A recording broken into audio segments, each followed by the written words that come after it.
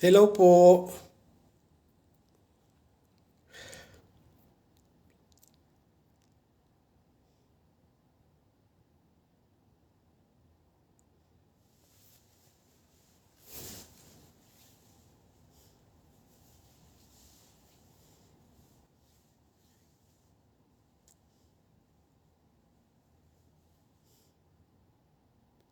Okay na anak? Okay? Hintayin ko lang sabihin mo kay mama mo message niya si Pastora Nora. Sabihan ako kung okay na.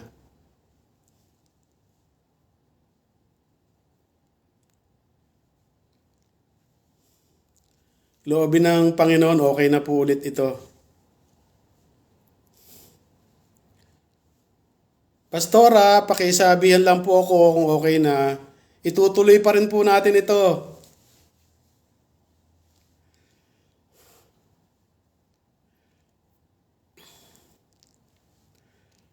Good evening sa inyong lahat, Mari kong LB. Okay po, tuloy na po natin. Talagang may kalaban. Purihin ang Diyos. Dahil tunay nga pong kumikilos ang Panginoon. At ang kalaban ay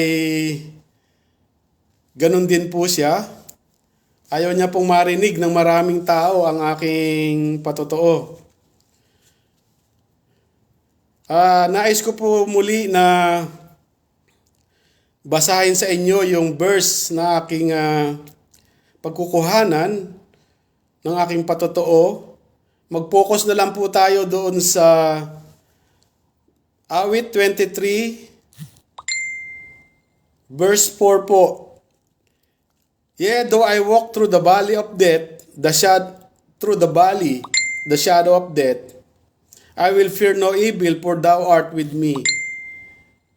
They rod and they staff, they comfort me. Bagamat ako'y lumalakad sa libis ng lilim ng kamatayan, wala akong katatakutang kasamaan, sapagkat ikaw ay sumasa akin. Ang iyong pamalo, ang iyong tungkod ay nagsisialiw sa akin. Nagiging sanggalang. Salamat po sa Panginoon sa naranasan ko po. Ay naririto pa rin po ako sa inyong harapan upang magpatotoo ng aking mga naranasan. Kaya po nagsimula po yung aking pakikipaglaban sa karamdamang ito noong pong July 26 po ay nahilo po ako sa trabaho namin. Nakaramdam po ako ng hilo at sabi ko doon sa mga kasama ko ay dalhin ako sa aming coffee shop ng aming barko upang ako'y makainom. So inalalayan po nila ako. At that time, 3 na lang po kaming natira o 4 na lang kaming natira sa barko sa departamento namin. Sa total po ng almost 60 person, ay 5 na lang po kami sa barko na naiwan. Ang mga kasamahan po namin ay naka-isolate na po sa mga hotel dito po sa Dubai. Kaya po at that time ay ilan na lang po kami. So, nahilo po ako that time at nag-collapse, nawalan po ako ng malay.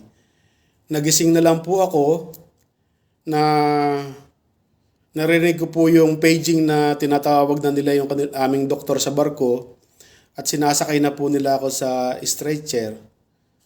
At nung nagkaroon po ako ng malay, tinatanong po ako ng doktor namin kung kaya ko po at kung ano pang nararamdaman ko. Sabi ko, I can manage to crawl in the stretcher dahil dadalhin po nila ako sa secondary clinic ng aming barko. At doon po nasa clinic na ako, inobserbahan po ako doon ng doktor. Tiningnan po yung vital signs ko at binigyan niya na po ako ng ng oxygen dahil bumabagsak po ang aking oxygen. Pero salamat po sa Lord, hindi naman po nagtagal ako sa ganung sitwasyon at ako'y nakarecover. Sabi niya sa akin, mas magandang doon kita bantayan sa clinic sa baba para magkasama tayo sa room. So bumaba po ako doon at kanya po akong binantayan, inobserbahan.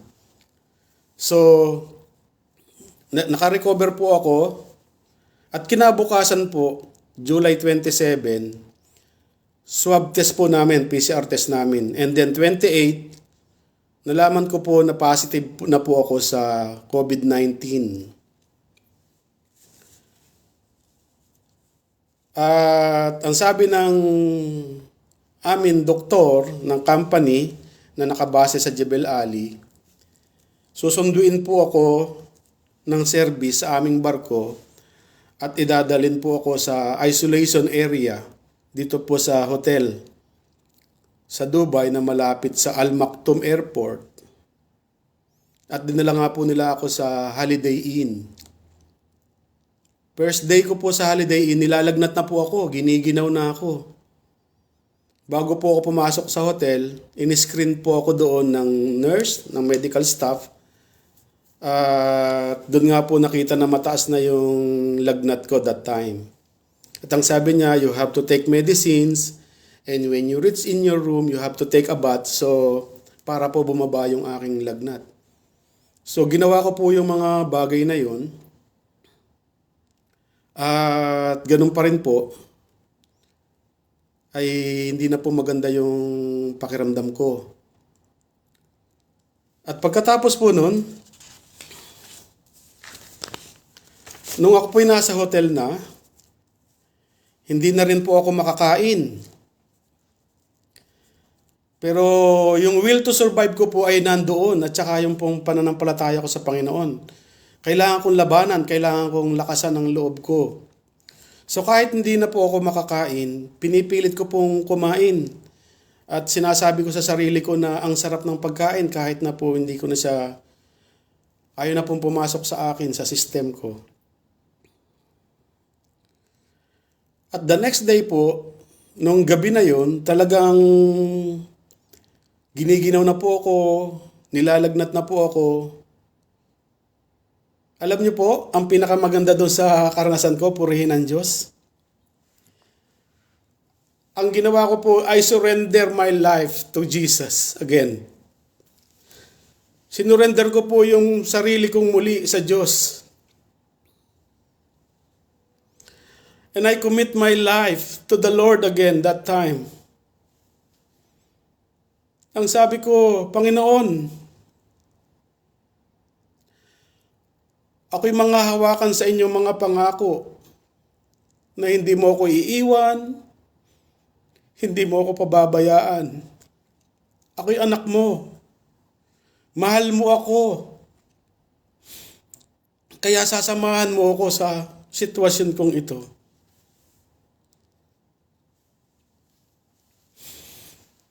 Pagkatapos po, so ilang araw po kung ganun ang sitwasyon ko, and the next day po, August 2, sabi ko tumawag po ako sa doktor namin, sabi ko, Dok, nahihirapan na po akong huminga. At ganun din po, tumawag din po ako doon sa aking kapatid, sinabi ko yung sitwasyon ko, kinumusta niya ako, sabi niya, Kuya, kasi po kasama ko sa company namin yung kapatid kong bunso, pero hindi po kami magkasama ng trabaho. Kumusta ka na kuya? Sabi ko, so okay naman ako, kaya lang nilalagnat pa rin ako, giniginaw at saka nahihirapan na akong huminga. So at that time, nandun din po pala yung aming mga kapitan, yung aming mga supervisors. So kinukumusta rin po nila yung kalagayan ko. Tapos sabi ng kapatid ko, sige kuya, yung mga kapitan natin dito, kakausapin na yung mga doktor na gumawa na ng paraan, daling ka na nila sa hospital. Tapos po pamaya-maya, tumawag na po sa akin yung mga doktor namin sa aming kumpanya na nakabase sa Jebel Ali. At sabi ng doktor namin, sabi niya, Kuya Bong, mag-prepare ka. Sabi niya ganun. In a few minutes, meron ng susundo sa yung ambulansya dyan at dadaling ka sa hospital. Sige po, Dok. maghihintay po ako. At ilang sandali lang po, nandun na po yung ambulansya. At meron na po akong nakakabit na oxygen sa aking katawan, sa aking mukha, sa aking ilong. At habang ako po ay bumababa, naka-wheelchair, nakasunod na rin po yung oxygen. Yung mga gamit ko po, sila na lang ang nagbubuhat. Tapos po, nung sumakay na po ako ng ambulansya, August 2 na po iyon, tinakbo po ako sa Tambay Hospital dito po sa Dubai. At pagdating ko po sa hospital, agad na po akong binigyan ng gamot, sinaksakan ng karayom sa kamay, nilagyan ng gamot, pinainom ng gamot, at in-x-ray na po ako kaagad-agad. So, nung panahon na yon ay wala po akong ibang ginawa kung hindi makipag-communicate sa Lord. At nire-recall ko yung kanyang mga salita, yung kanyang mga pangako, kagaya po dun sa Isaiah 41 verse 10. Fear not, for I am with thee. Be not dismayed, for I am thy God. I will strengthen thee, yea, I will help thee. Yea, I will uphold thee with the right hand of my righteousness. Huwag kang matakot sapagkat ako'y sumasa iyo. Huwag kang manlupaypay sapagkat ay ako iyong Diyos. Aking palalakasin ka, aking tutulungan ka. Oo, aking alalayan ka ng kanang kamay ng aking katwiran. Yun po yung mga tumatakbo po sa aking isip na nagbibigay po ng kapayapaan. Yung pong mga salita ng Panginoon, mga pangako niya sa atin, yun po yung aking naiisip ng mga panahon na yon. Pagkatapos po,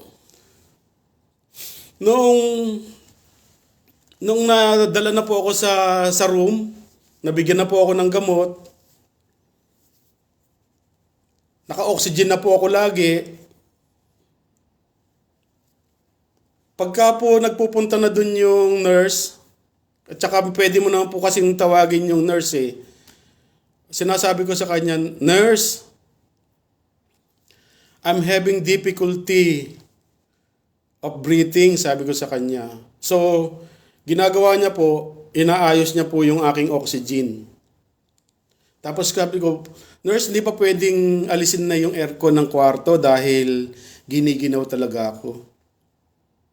So, lumipas po yung magdamag na yon. Pagkatapos po nun, kung di po ako nagkakamali, August 4. August 4 po. Nung nag-round po yung nurse para bigyan ako ulit ng gamot, ng pagkain. Sabi ko, Nurse, nahihirapan akong pumunta sa CR. Kasi kailangan ko lagi yung oxygen ko dahil pagka inalis ko na yung oxygen ko, ilang step lang nanghihina na ako, sabi niya. Sabi po nung nurse, okay, sabi niya ganun. Hahanapan kita ng kwarto na may sariling banyo, sabi niya ganun. So, inasahan ko po yun. Alam niyo po kung anong nangyari? Pamaya-maya lang po nun, meron nang nagpunta sa akin na sabi niya, dadalhin ka namin sa ibang room. I thank you very much, sabi kong ganun. Dahil nahihirapan ako eh. Sabi ko, lagi akong nagpupunta sa banyo, sa CR, sa toilet. So, dinala po ako doon sa isang kwarto uli. At pagdating po doon sa kwarto, dahil kailangan ko po ng lagi nagpupunta doon po sa kwartong yun, may CR na, pero 4 po kami sa isang kwarto. So, ginawa po nung attendant, hinabaan po yung aking oxygen hose. Hindi pa po ako nagtatagal doon, binalikan na naman ako. Sabi niya, lilipat ka ulit, sabing ganon. So, sinakay na naman po ako sa wheelchair.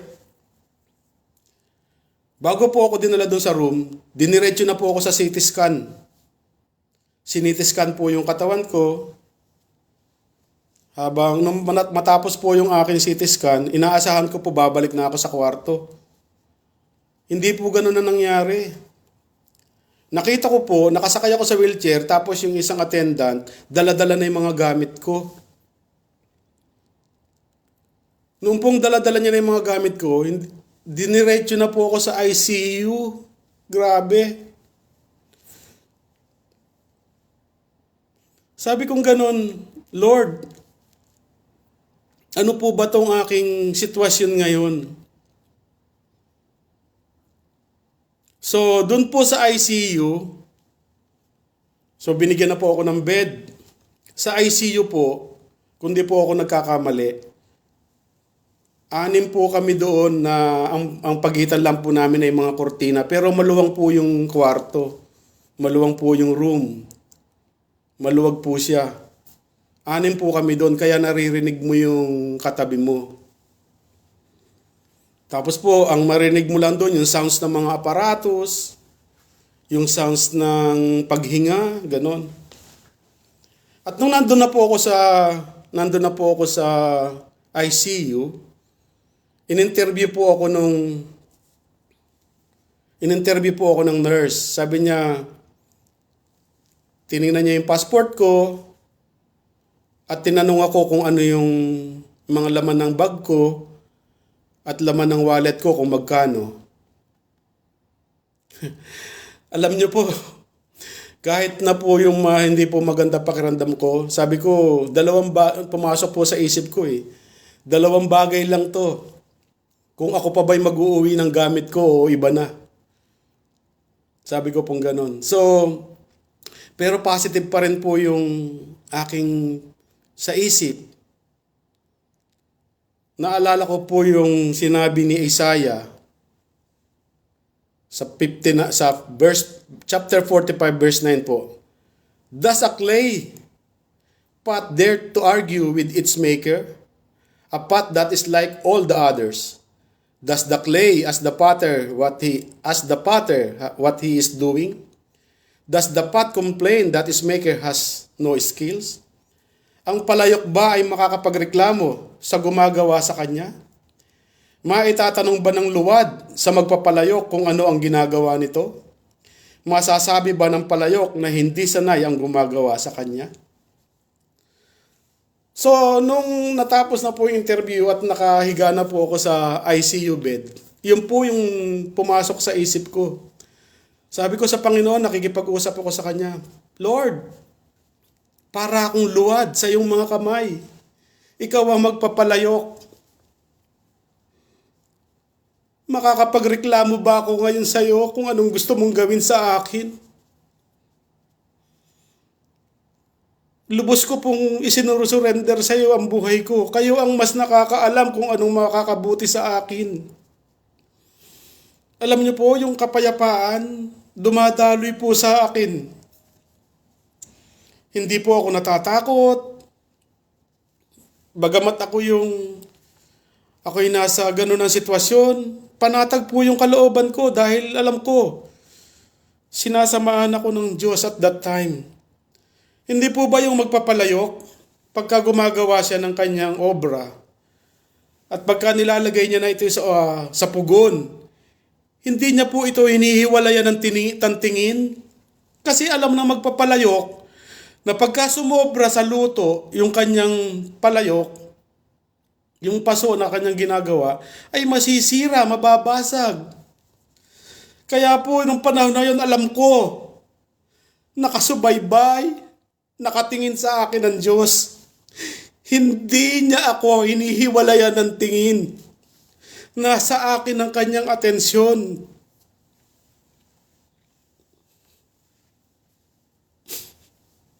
Pasensya na po. Kaya po nung panahon na talagang yung kapayapaan sa kalooban ko, yung takot mamatay, wala po akong takot. At lagi ko po kasi ngang naaalala yung mga salita ng Panginoon. Kagaya po doon sa Joshua chapter 1 verse 9. Remember that I have commanded you to be determined and confident. Don't be afraid or discouraged.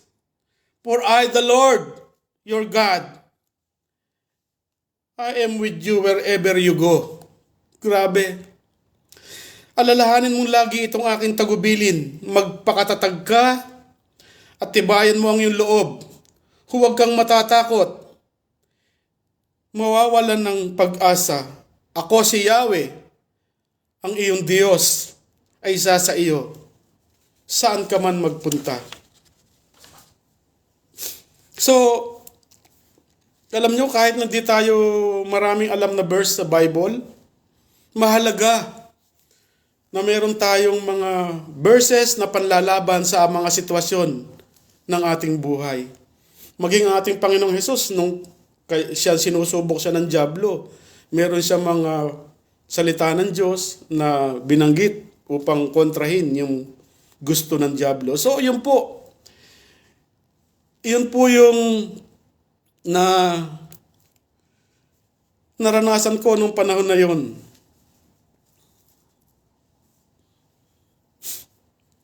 Kaya po, nung nasa ICU na po ako, everyday po, every morning, 5 o'clock, darating na, ra-round na po yung nurse. So, hindi naman po ako ganong makatulog, kaya hinihintay ko na rin po siya. Pagdating niya po, 5 a.m., kukuha na po ako ng dugo, una sa daliri, titingnan po yung aking sugar. Salamat naman po sa Lord, lagi pong normal. Tapos po, kukuhanan ako ng dugo para itest ulit yung dugo ko. Tapos sasaksakan po ako ng gamot doon sa karayom na nakalagay na po sa aking braso. At nakalagay po lagi yung oxygen. Tapos marami pong monitor na nakakabit sa aking katawan. Tapos maging po yung blood pressure, lagi pong nakakabit. Automatic po yung kahit na ako'y nakahiga, natutulog, nakikita po nila kung ano yung aking kalagayan.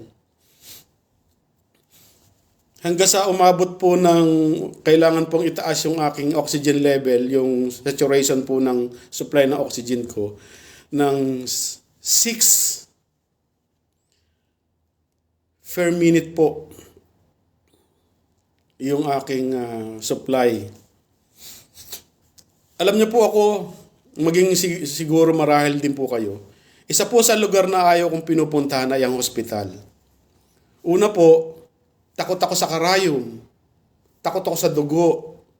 At naaawa ako doon sa mga pasyenteng nakikita ko.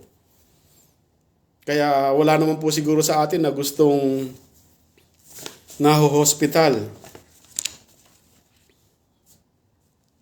Pero po dahil doon pa lang nga po sa hotel ay nakipag-commit na ako sa Lord. Sabi ko sa Kanya, Lord, surrender ko po ang buhay ko sa iyo. At Panginoon, alam ko mayroon ka pang plano sa buhay ko. Itong nararanasan ko, gusto kong ipatotoo. I want to be a living testimony sa kadakilaan mo. Kaya po nung panahon na pagka kinukuhanan na po akong dugo, sinasakasakan ng karayom, hindi na po ako natatakot dahil sa tuwing gagawin po nila yun, parang nakikita ko yung Panginoon. Kasama kong nakahiga. Sa halip na ako yung tinutusukan, nakikita ko yung braso niya na para siyang tumatanggap lahat. Dahil po, kung naibigay niya ang kanyang buhay doon sa krus para sa ikaliligtas ng lahat, ano pa kaya noong mga panahon na yun? At ang talagang ginawa ko na lang nang hawakan sa pangako ng Diyos na hindi niya ako iiwan, hindi niya ako pababayaan, kahit na ako'y lumakad sa lilim ng kamatayan, hindi ako matatakot dahil siya ang aking kaagapay. Ako'y sasamahan niya.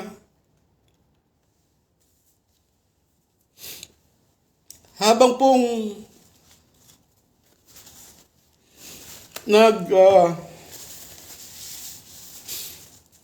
nagdadaan po ako sa mga ganong sitwasyon, ang nagbigay din po ng lakas ng loob sa akin ay yung mga kapatiran po sa iglesia, sa pananampalataya, sa mga tao, sa mga malasakit ng mga kaibigan. Doon pa lang po kasi sa hotel, pinadala na po nila ako ng mga video prayer, kagaya po ng aming pastor na si Pastor Sio. Pinagpipray niya po, nirecord ko po yun. Si Pastor Arnel, pinadala niya po ako ng video prayer. Ganon din po si si Pastor Luis. Tuwing umaga po,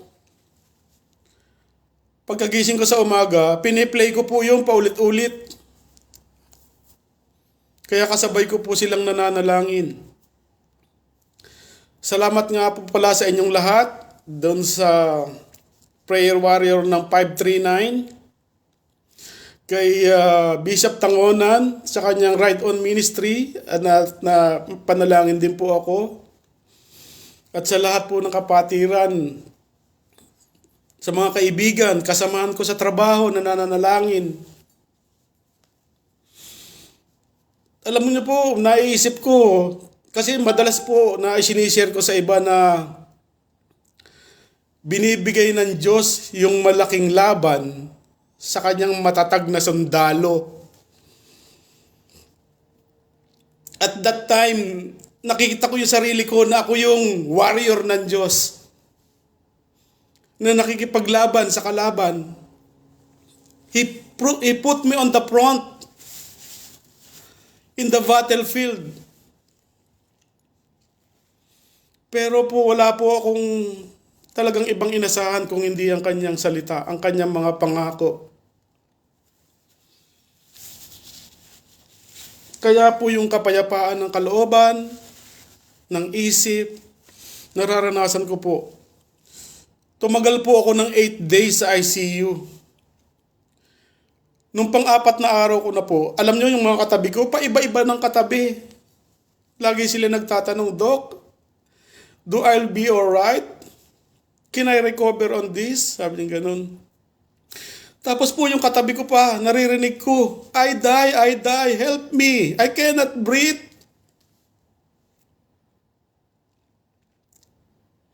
Pagka naririnig ko po silang ganun, siyempre naapektuhan ako. Kahit may pananampalataya ako, I'm a normal human being. Nag-aalala, natatakot. Hanggang sa naiisip ko pa na, paano pagka hindi na ako makahinga? Bubutasan na ba ako dito para dito na ako pahingahin?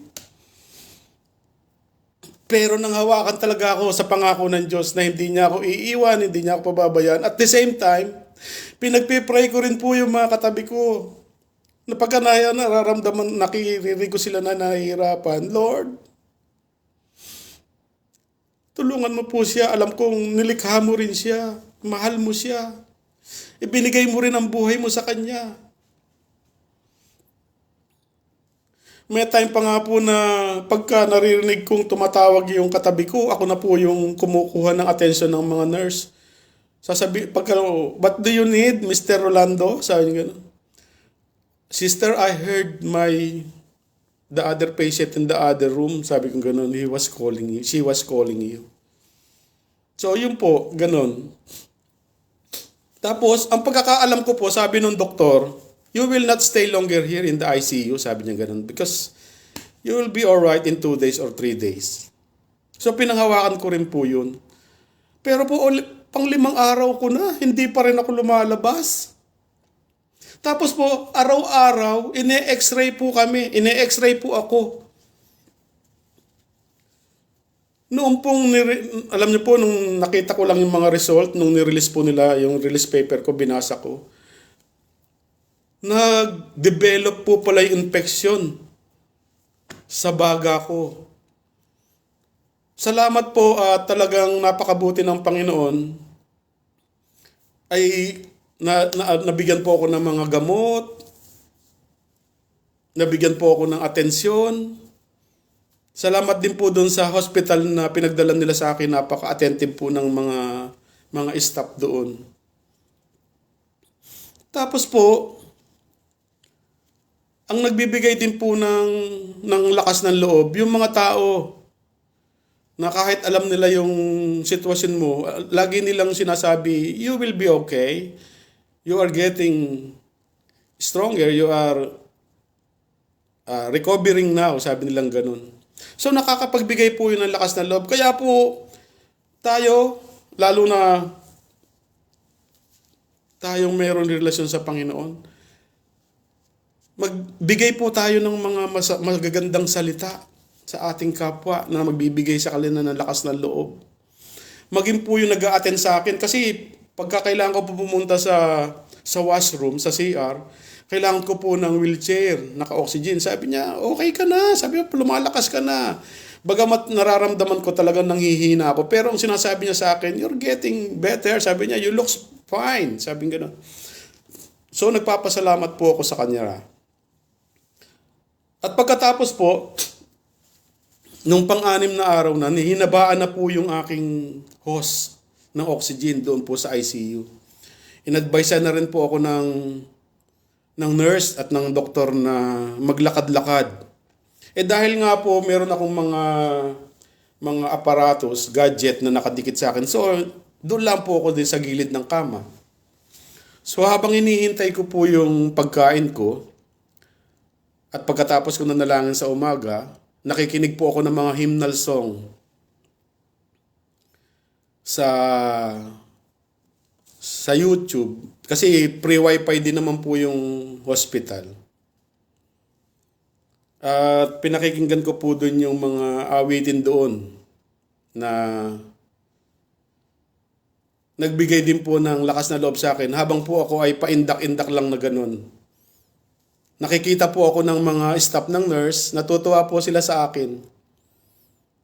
Tapos po, nung hinabaan na po yun, for the first time po, almost 1 week, nakapag-toothbrush po ako, pero po kailangan pa rin ako na merong oxygen na hawak na nakalagay po palagi sa akin. So, inabot po ako ng almost 9 days sa ICU.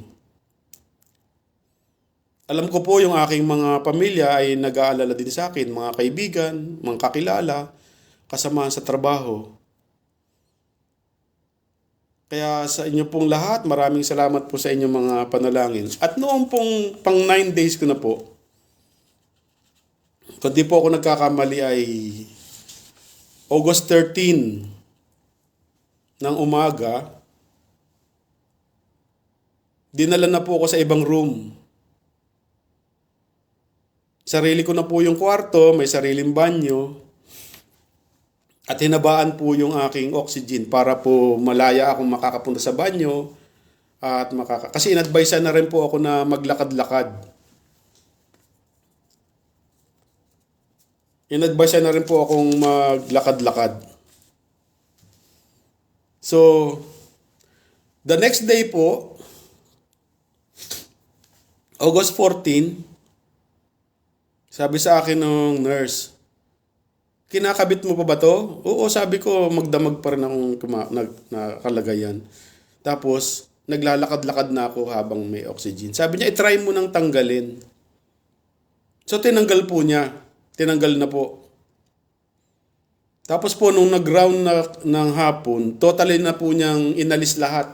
Tinanggal niya na po sa akin yung oxygen. Hanggang sa po na inobserbahan po ako ulit, 15, and then August 16 po. Salamat sa Lord. At nailabas po ako sa hospital. Kaya po nung August 16, that is Monday, dinala na po ako dito sa quarantine area. Isa pa rin pong hotel dito sa Dubai na hanggang ngayon po ay aking tinutuluyan. Kaya po, ang masasabi ko lang doon sa akin pong naranasan ay napakabuti ng Diyos. At manghawakan po tayo sa kanyang mga pangako. Kaya po, wala po tayong magagawa kung tayo ay hiwalay sa Diyos. Hanggang sa mga oras na ito, wala po akong ibang na ipagmamalaki kung hindi yung kabutihan ng Panginoon. Kaya po, kay Pastora Nora, salamat po sa pagkakataon na ibinigay niyo po sa akin na ako po ay makapagbahagi, makapagpatotoo ng aking naranasan. Totoo po ang COVID-19. Hindi po ito biro.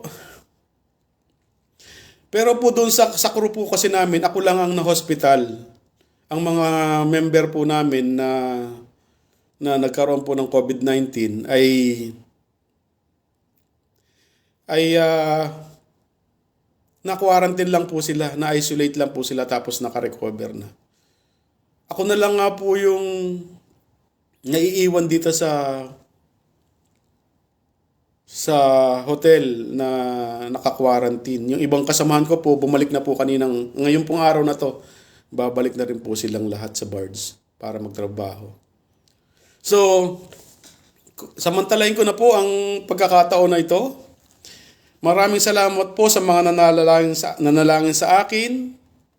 Una sa aking pamilya, sa mahal kong asawa, mga anak, manugang at apo, sa mga kapatid ko at mga pamangkin, sa New Creation Methodist Church family, kay Pastor Sio, Pastor, salamat po sa prayer nyo. Kay Pastor Arnel, salamat po Pastor. Yes. Level up po talaga ang faith ko ngayon. Level up, grabe. Kay Pastor Luis, salamat sa pagpapalakas ng loob, sa pagpapanalangin mo sa akin, sa 539 nyo po, sa grupo nyo. Pagtawag mo sa akin, sa pagpapanalangin natin magkasama. Salamat. Maging kay Bishop Lito Tangonan, salamat po sa pagpipray nyo sa akin sa inyong Ride On Ministry. Maraming salamat po sa inyong lahat. Maging sa admin ng group na ito sa World Prayer Brigade, kay Ma'am Achi, salamat po. Nais ko pong ibahagi sa inyo, no matter what you see, what remains constant and sure is that God is in control. Amen po? Siya pa rin po ang may control. Dahil po sa mga oras na ito, ang Diyos ay nananatili, nakaupo sa kanyang trono. At nakikita ang lahat na nangyayari sa atin at sa mundo. Ang Diyos ay makapangyarihan. Siya ang may kapamahalaan sa sanlibutan. Siya ang may kontrol sa ating buhay. Kaya maging ito man po ay karamdaman, pinansyal, at mga problema relasyon, kaya niya pong resolbahan yan. In His time, mawawala rin po ang COVID-19 na ito. Tayo ay nasa kanyang mga kamay. The same hands na naglatag ng kalangitan at ang kamay na nagpapagaling na minsan na ang mga kamay na ito ay ipinako sa krus para sa ating katubusan, upang tayo ay makapamuhay ng maligaya kung tayo ay mananatili sa Kanya. Dahil po kung tayo hiwalay sa Diyos, tayo ay baliwala. Salamat po muli sa group na ito, kay Ma'am Achi at Pastora Nora sa pag-invite po sa akin. Ngayon po, bago po tayo magtapos, ay nais ko pong manalangin, pasasalamat, ipanalangin din po natin si Ma'am Achi sa kanyang sipon at ubo, maging ang anak niyang si Ian, lubos na kagalingan ng kanilang maranasan. Ganon din po kay kapatid na Delia Humalisa at Samantha na nakikipaglaban sa sakit na stage 4 na leukemia. Si Ma'am Jean Grace Tangonan, asawa po ni Bishop Tangonan. Praise God po at matagumpay po ang inyong operasyon. At dalangin po natin na yung biopsy sa inyong tinanggal na bukol ay negative po. At yung kagalingan ng mga sugat sa inyong operasyon ay tuloy-tuloy na po yung paggaling. At sapat at liglig, umaapaw na probisyon para po sa hospital bills. Marami pong nakakarinig dyan. Tanungin niyo po yung GCash ng kanyang anak na si Care. Ano po? Wala pong imposible sa Diyos. At si James Joshua, na apo po ni Ma'am Nenita Ramos, lubusang kagalingan sa kanyang ubo at sipon. At atin din pong ipanalangin ang buong Pilipinas, ang Luzon, Visayas, Mindanao, the whole world for healing and peace and economic recovery po ng ating bansa at ng buong mundo. At ang World Friendship Prayer Brigade laban sa COVID-19. Salamat po sa Panginoon. Maging po yung swab test ko kahapon.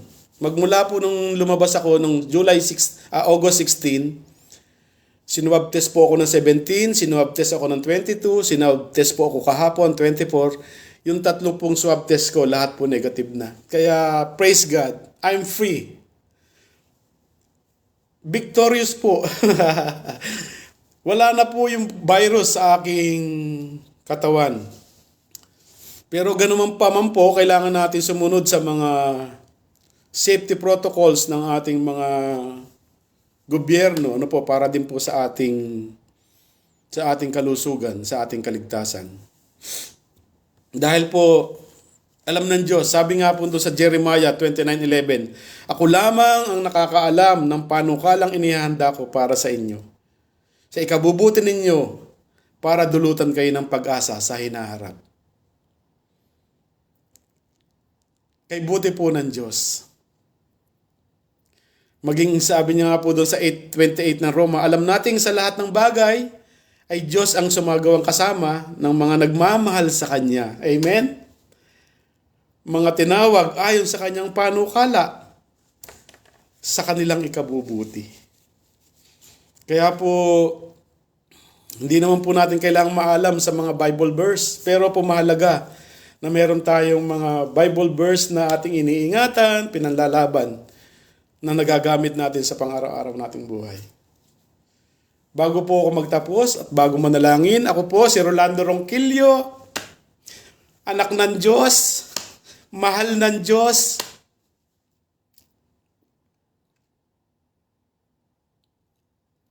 Nagpapasalamat sa Diyos at sinusuko ang buhay sa Diyos.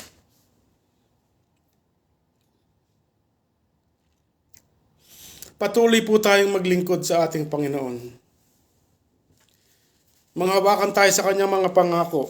Dahil ang Diyos na nangako noon at ang Diyos na nangangako ngayon ay iisa. Sa ngayon, siya ay nakaupo sa kanyang trono, nakikita niya po ang ating kalagayan. In His time, magiging maayos po ang lahat. Tayo po'y manalangin. Hallelujah, Father God. Salamat po, Panginoon.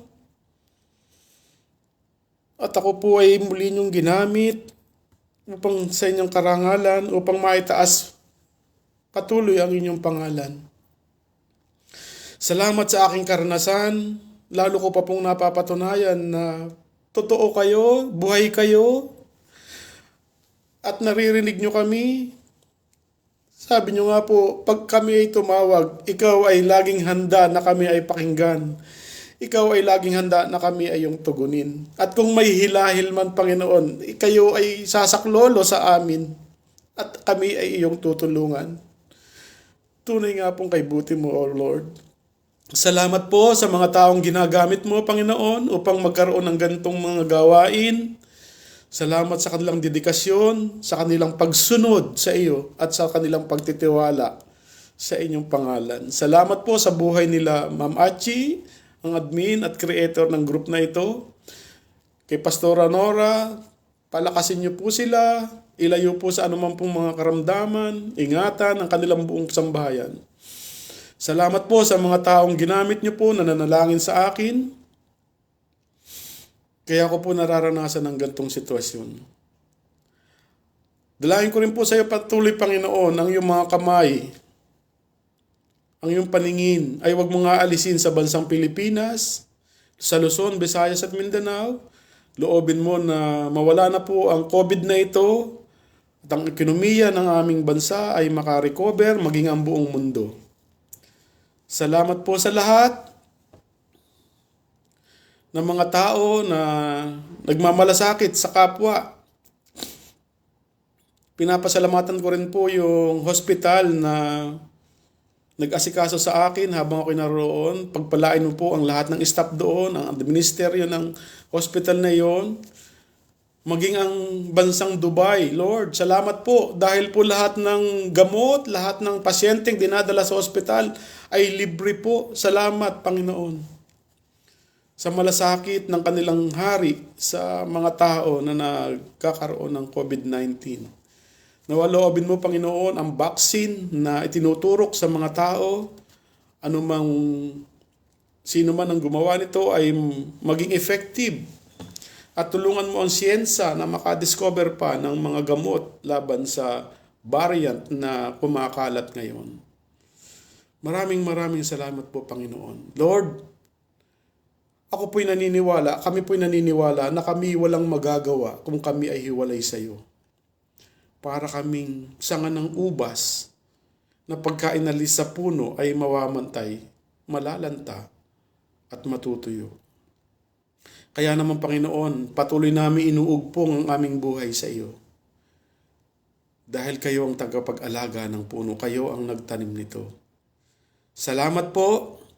Sa gabing ito, pagpalain mo po ang lahat ng nakarinig, lahat ng mga tao, ang mga lingkod mo, anumang denomination ito, ang mga ginagamit mo upang magbigay ng katatagan, ng lakas ng loob, at nagpapakilala sa iyong pangalan. Gamitin mo po ang bawat isa sa amin bilang instrumento upang makapaglapit pa kami ng kaluluwa sa iyong paanan. Salamat po, Lord.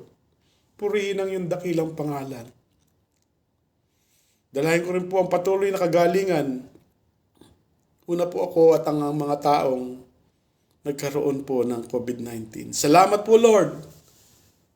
Tunay nga pong kay buti nyo. Ito pong aking dalangin sa tanging pangalan mo, Jesus, namin Panginoon at sariling tagapagligtas. Amen at amen. Maraming salamat po. Purihin ang Diyos.